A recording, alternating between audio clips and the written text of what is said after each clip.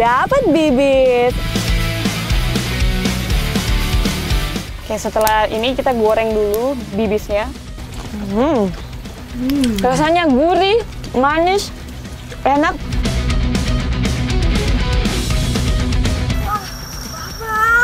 Saya biasanya cuma lihat di buku. Endemik asli dari Banyuwangi ini, namanya Rafflesia fatma.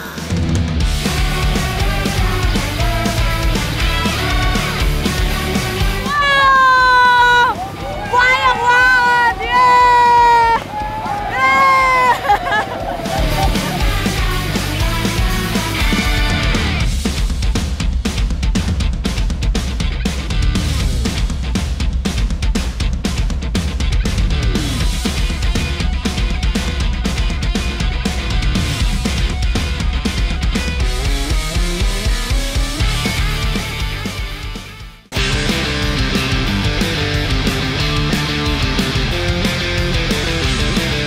Kali ini saya akan mengikuti cerita para pelaut tangguh dari Muncar. Sekarang saya dan para nakoda di sini sudah mau menuju ke tempat spot kita untuk menangkap ikan sarden hari ini. Dan perjalanan ke sana kira-kira memakan waktu 5 jam. Ikuti jejak saya, jejak petualang.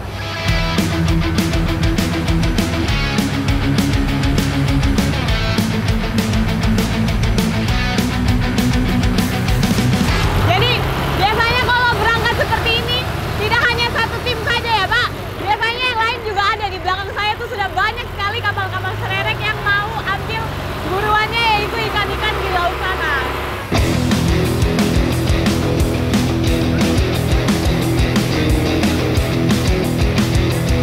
Jadi biasanya kalau mau menangkap ikan seperti ini, timnya tuh ada 2 kapal. Jadi yang satu ini berfungsi sebagai pemburu, kapal pemburu, dan yang sana itu nanti kapal penjaringnya.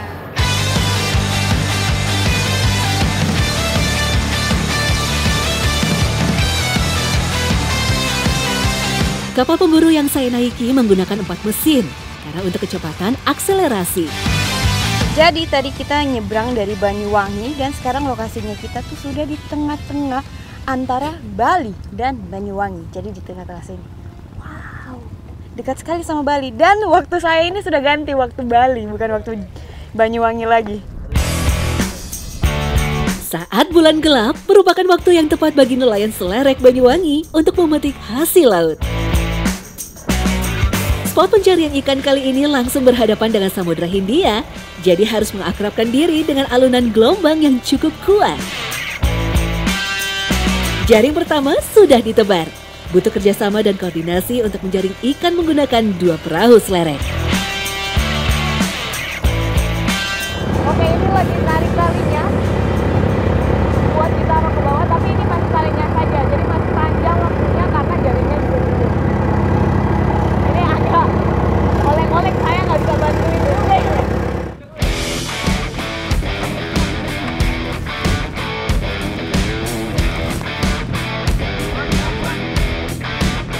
Ini jaringnya sudah mau ditarik naik ke atas dan ternyata berat banget jaringnya. Ini udah dapat ikan, Pak? Udah.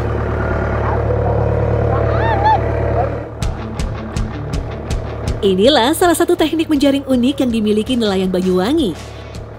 Menggunakan 2 kapal selerek, di mana kedua kapal memiliki peran masing-masing untuk saling mendukung supaya hasil tangkapan melimpah. Kita dapat ikan. Udah mulai kelihatan ini. Jadi dia duluan, kayaknya dia malas lama-lama di bawah. Bapak, saya kan tadi udah bantuin narik di depan. Tapi kayaknya saya tidak bisa membantu menarik kayaknya. Jadi saya bantu doa aja ya Pak. Semoga banyak hasilnya. Jadi kalau di kapal selerek ini, tepatnya di kapal yang penjaring itu ada di atas itu tempat untuk kaptennya. Jadi dia bertugas untuk menentukan titik ikan di mana, kita mau menaruh jaring di mana, itu dia. Jadi ini sudah mau menyatu. Jadi kalau misalnya sudah diambil semua jaringnya, nanti hasil ikan ini yang dari kapal penjaring itu nanti akan diletakkan di kapal pemburu ini. Ikan target kali ini adalah ikan lemuru atau biasa yang disebut ikan sarden. Ikannya udah mulai terbang. Di sini kalau dilihat ABK di kapal penjaring lebih banyak daripada ABK di kapal pemburu karena memang di sana itu tugasnya menjaring, jadi lebih butuh banyak tenaga untuk menurunkan jaring. Oke, saya harus pindah dulu.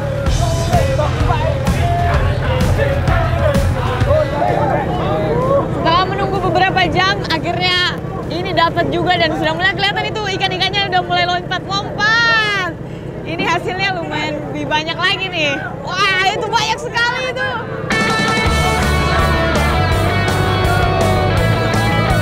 Berapa ton ini, Pak? 1 ton. 1 ton. Ini kira-kira ada 1 ton yang kita dapat. Wow! Banyak banget. Yeay!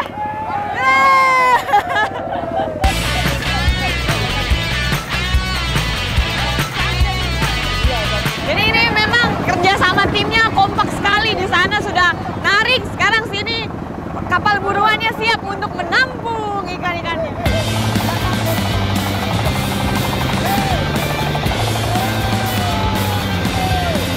Wah, banyak banget. Ih, banyak banget. Saya bau amis, bau ikan. Proses menarik jaring harus dilakukan dengan cepat supaya ikan-ikan yang terperangkap tidak kabur lagi. Tak hanya itu, pemindahan ikan dari jaring ke dek penampungan di kapal pemburu juga harus cepat.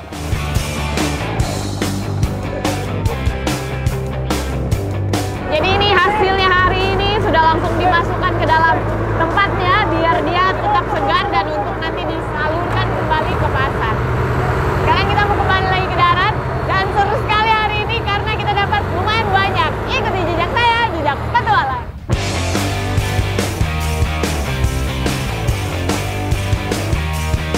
Ratusan perahu selerek yang bersandar di Pelabuhan Muncar membuat saya penasaran tentang bagaimana proses pembuatan perahu tradisional yang tangguh ini. Membuat kapal tangguh tentu bukan pekerjaan yang mudah. Setiap bagiannya harus presisi supaya kapal selerek bisa turun melaut dengan baik. Ya, saya mau bantuin Bapak. Ya, halo Pak. Bapak boleh dibantu? Jadi kayu di sini tuh untuk pembuatan selereknya itu pakai kayu yang langsung dikirim dari Kalimantan. Jadi butuh kayu kualitas tinggi. Untuk pembuatan baru atau renovasi, pemilik kapal bisa merogoh kocek ratusan juta hingga miliaran rupiah. Namun, perahu tradisional tangguh ini bisa bertahan hingga lebih dari 20 tahun. Ayo, angkat. Berat ini pasti. Ayo, lagi. Waduh, 1, 2, 3. Aduh, Bapak saya tidak bisa, berat. Ini buat yang mananya, Pak? Pangkon mesin. Oh, buat mesinnya. Mesin. Oh, jadi ini kayu ini buat mesinnya. Dia nanti jadinya kayak gini. Iya kan, Pak? Perahu-perahu yang berada di galangan kapal sini merupakan perahu yang baru dibuat atau yang sedang renovasi. Perahu selerek yang masuk masa perawatan biasanya adalah yang mengalami kebocoran atau kayu-kayunya mulai lapuk dan harus diganti. Rata-rata pekerjaan perahu selerek bisa menghabiskan waktu 2 hingga 3 bulan. Baik itu pembuatan baru ataupun perbaikan.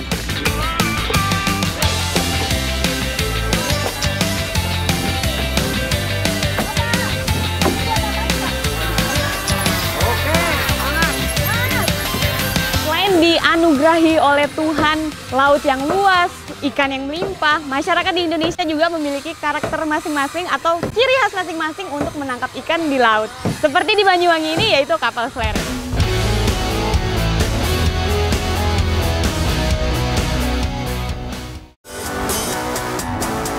Masih di wilayah pesisir Banyuwangi, petualangan saya berlanjut untuk memanen salah satu biota laut yang berhasil dibudidayakan masyarakat Teluk Pangpang. Sekarang saya, Mbah Min dan Mas Tri mau panen tiram, tapi karena airnya surut nih, kita harus dorong-dorong perahunya dulu.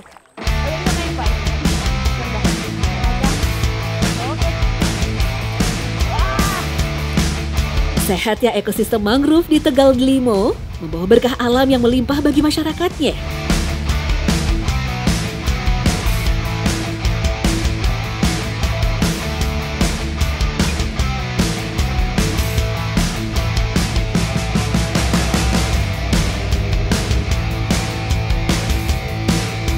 Oke, kita sudah sampai di tempat kita mau panen tiram.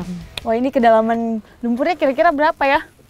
Ya mungkin ada 1 meter. Waduh, Mas. Mas, jangan saya sendiri. Saya masih ada teman. Wah, wah, wah.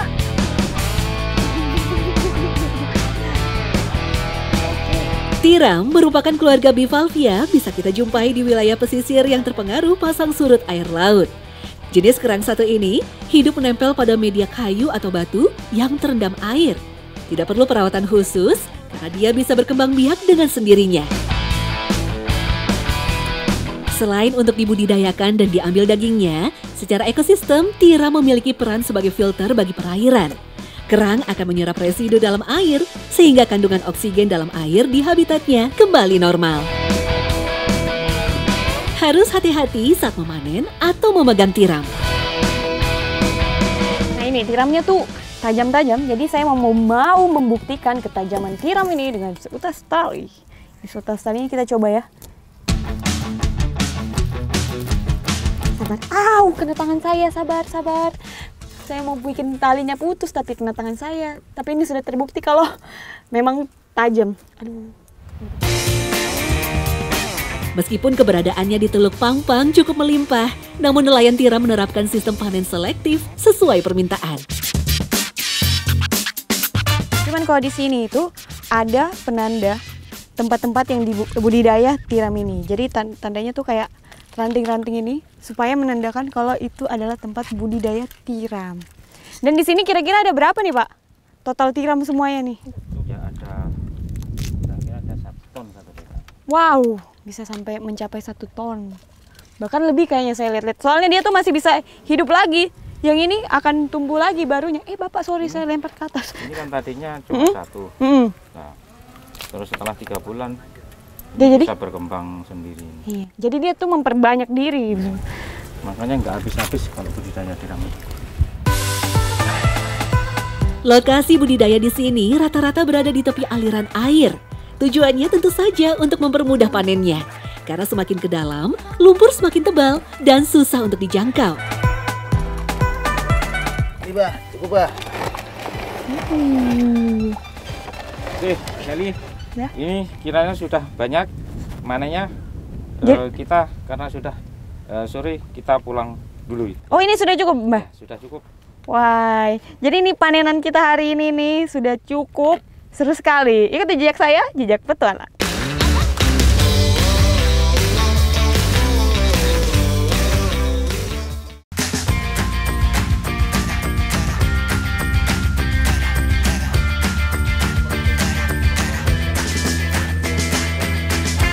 Ibu, Mbah, Mas, ini nih tiramnya sudah direbus. Sekarang kita sudah bisa masak. Taruh sini dulu ya, Bu ya. Oke, ini sudah mau siap. Sekarang kita mau siapin bumbunya dulu. Ini bumbunya apa, Bu, namanya tadi? Bumbu merah. Bumbu merah. Kita mau olah tiram dengan bumbu merah. Oke.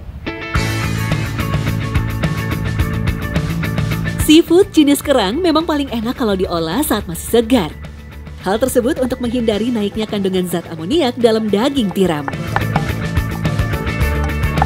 Ini sudah selesai, bumbunya sudah halus. Sekarang kita mau digoreng di sana karena sudah panas juga ya, Bu. Ini Bu, tak bantu ya, saya bantu. Punten, misi.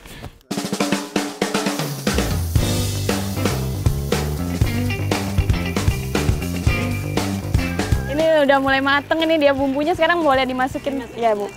Saya juga bantuin ini. Dimasukin tiramnya satu-satu. Kelihatan enak ini, Mbah. Aroma bumbu merah khas sudah mulai menusuk hidung dan menggugah selera makan saya untuk segera menyantapnya. Tapi harus sabar sebentar supaya bumbu juga meresap dalam daging tiramnya. Coba kita cobain dulu ya, Bu, bumbunya. Enak, Bu. Enak, Bu. Cocok. Enak. Oke. Ini udah matang, Bu, berarti ya? Udah.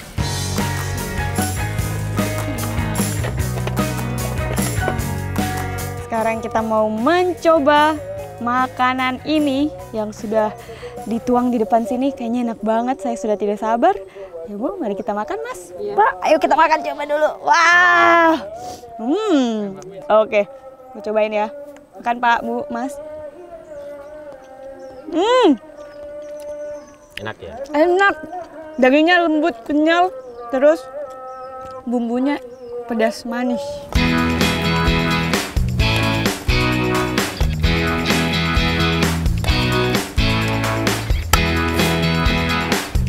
Aduh, enak banget ini. Bapak, Ibu, Mas, kita berhitung dulu nih. Siapa yang makan paling banyak nih hari ini? Coba, Ibu berhitung. Jadi 1, 2, 3, 4, 5, 6. Berapa? Mahmin 2. Ibu? 3? 3. Saya 6 loh. Luar biasa sekali ini, tapi ini enak banget. Jadi tiram yang kecil, tiram yang besar kayak gini, dalamnya ternyata kecil, tapi kalau diolah tuh enak banget. Apalagi kalau makannya bersama-sama seperti ini. Ikuti jejak saya, jejak petualang.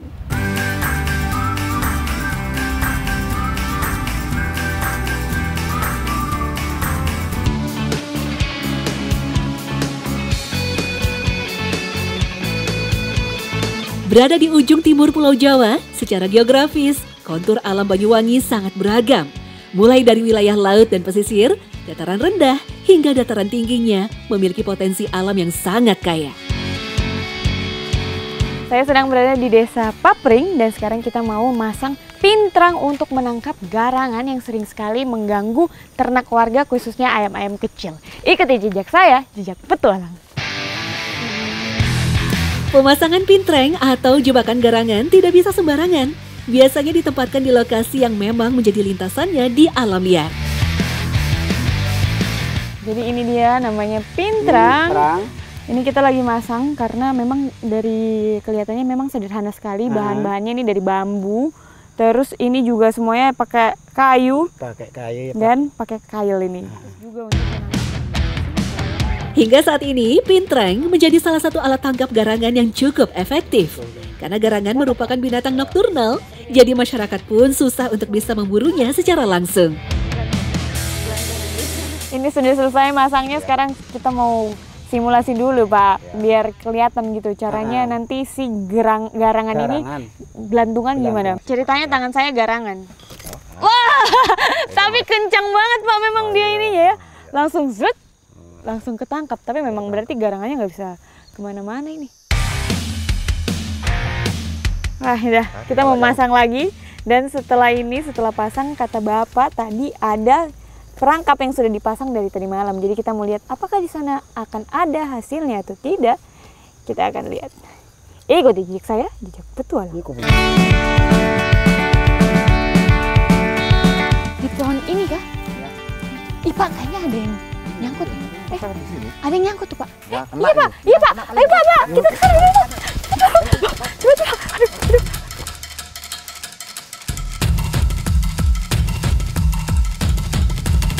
Wah, ini dapat apa ini Bapak? Landak ya? Iya landak. Wah, landak. Ini dia langsung kena di kakinya ini. Wah. Bapak. Aduh. Jadi kalau landak memang melindungi dirinya, dia punya duri yang tajam-tajam itu. Jadi kalau misalnya merasa terancam, dia bisa menaikkan. Iya. Pakai senjata sendiri. Punya senjata sendiri. Wow. Sebenarnya kita punya target adalah garangan yang sering memakan ternak warga di sini, yaitu ayam-ayam itu. Tapi kita dapatnya landak dan landak ini dilindungi. Jadi lebih baik kita lepaskan Pak. Iya. Kita mau lepaskan ke habitatnya, kembali ke sana. Meskipun bukan hewan buas, tapi harus hati-hati dalam menangani hewan berduri satu ini. Salah penanganan bisa langsung tertusuk duri tajam yang menyelimuti tubuhnya. Sekarang Bapak mau buka, ada bawa tempatnya Pak? Ya, bawa. Bapak bawa karung, mau dilepaskan kembali. Oke Pak, hati-hati Pak. Wah. Hati-hati Pak. Supaya dia tidak kembali terjebak pintreng yang lain dan aman, kami harus mencari lokasi pelepas liaran jauh ke dalam hutan di daerah Kalipuro. Apa Dek? Apa Pak? Aduh. Bisa naik ya. Tapi memang susah sekali jalan di sini. Batunya licin Pak.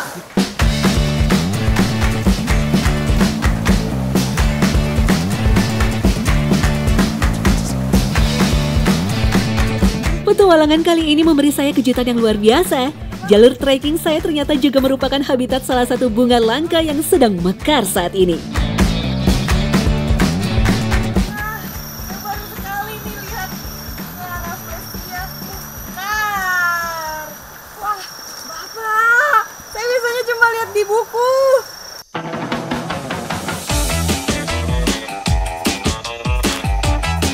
Wah, beruntung sekali nih saya datang ke Banyuwangi. Tadi sempat jatuh juga, tapi beruntung sekali ketemu endemik asli dari Banyuwangi ini. Namanya Rafflesia Padma. Rafflesia Padma atau Rafflesia zolingeriana merupakan bunga endemik yang dilindungi undang-undang. Bunga raksasa ini hidup menempel pada inang tumbuhan liana. Oke, ini Rafflesia ini memang tersebar di Indonesia, ada di Pulau Sumatera dan juga di Pulau Jawa. Nah, khususnya Pulau Jawa cuma ada di Jember dan Banyuwangi. Bedanya di mana nih, Pak ya? Ukuran ya? Ukuran. Di ukurannya. Ya, bedanya dari ukuran itu. Ini lebih kecil. Untuk bisa mekar, Rafflesia zolingeriana ini membutuhkan serangga untuk membantu proses penyerbukan. Uniknya lagi nih saya baru tahu kalau si Rafflesia Padma ini dia tumbuhnya itu dari akar ini, Pak. Inilah salah satu kekayaan hayati yang tersembunyi di balik hutan hujan tropis Tanah Blambangan. Jadi perbedaannya Rafflesia Padma ini kalau dia masih baru mekar itu warnanya merah. Tapi kalau saya dia sudah tua seperti ini warnanya jadi hitam. Sekarang kita sudah mau lanjutin perjalanan sekarang biar bisa dirilis nih.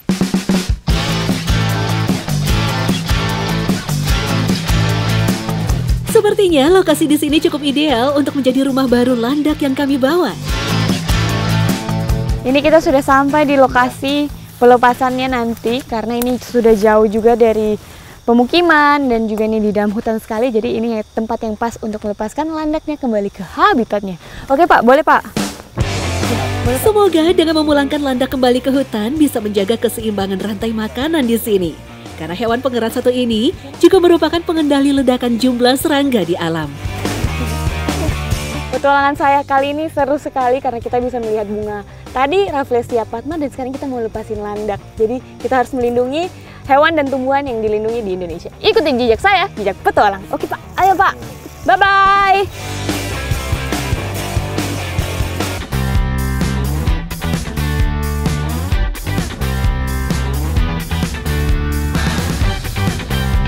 Musim penghujan merupakan waktu bagi beberapa serangga sawah untuk menampakkan dirinya.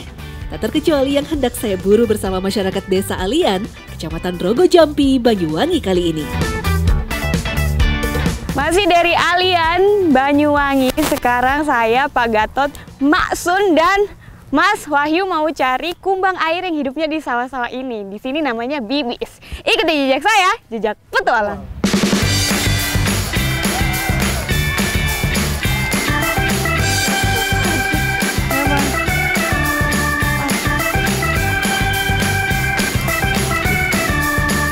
Bibis atau kumbang air sebenarnya merupakan serangga malam. Jadi ketika siang hari, lebih banyak bersembunyi di balik batang padi atau lubang sarangnya untuk bersembunyi. Oh ini ya, dapat babi hidup. Dia jatuh, lompat. Dapat bibis. Mas saya dapat loh. Mas udah dapat banyak kah? Gaya banget, dapat banyak dia.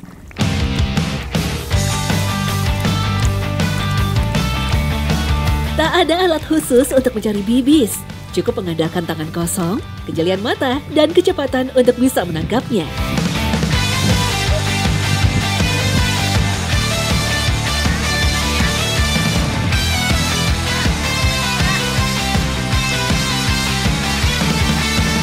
Aduh, saya wow, hampir jatuh. Bentar, kalem. Jangan jatuh di sawah orang, ini baru ditanam loh. Meski menghabiskan waktu hidupnya di dalam air, kumbang satu ini tidak bisa bernafas dalam air. Dia menyimpan cadangan udara di balik sayapnya yang rapat.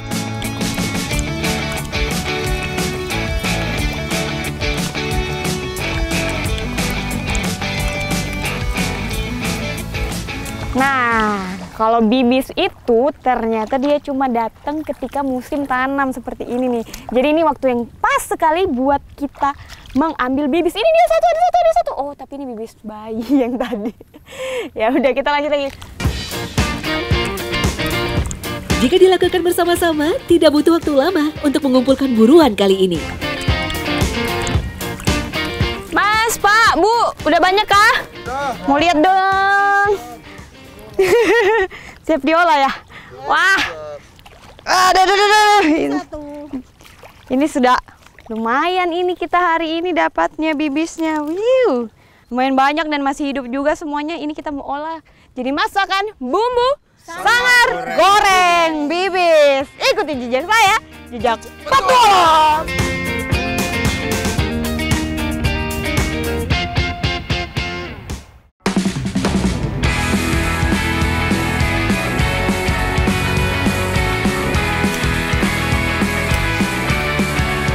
Bibis yang tadi kita sudah tangkap, sekarang ini lagi dibersihin dulu karena memang kalau mau diolah itu harus bersih. Jadi dikeluarin dulu dia punya atas ini, pelindung bagian dalamnya, baru kita bisa olah, sama kakinya juga dikeluarin. Selain bagian kaki, sayap bibis yang keras harus dipisahkan supaya bisa dikunyah nantinya. Nah, karena ini apinya sudah menyala, Mas. Boleh minta tolong lanjutin, saya bantu ibu di sana dulu. Oke. Meski aman buat diolah dan dikonsumsi, namun tidak setiap daerah di Banyuwangi memanfaatkan kumbang air sebagai lauk. Kebiasaan masyarakat desa Alian mengkonsumsi bibis merupakan warisan turun-temurun sejak dulu. Ini langsung dimasukin ya, Bu? Ini sudah siap untuk digoreng.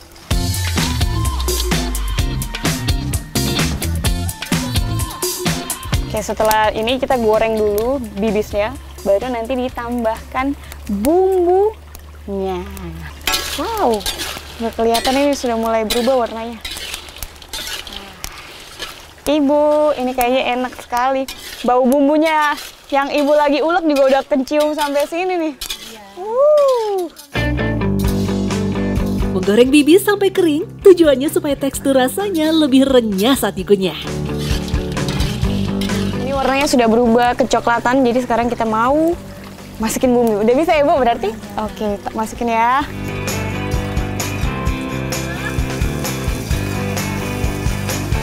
Wow, ini semuanya bumbunya sudah tercampur dengan bibis ya. Dan kelihatannya sudah lezat. Terus di sini tuh bibisnya warnanya udah hitam dan sambalnya ini warna merah, jadi agak kontras warnanya. Tapi kita akan coba rasanya seperti apa sebentar. Aroma bumbu sangar goreng khas Banyuwangi sudah menggoda perut. Nah, ini kita sudah siap untuk menikmati sangar goreng bibis bersama Maksun dan Mas Wahyu. Wah, saya sudah penasaran sekali nih rasanya. Kita makan? Ayo kita makan, cobain dulu. Ayo Bu, Mas. Katanya ini di sini enak. Coba saya.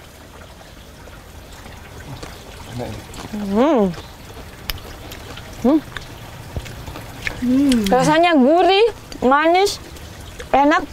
Dia punya sambal juga enak banget.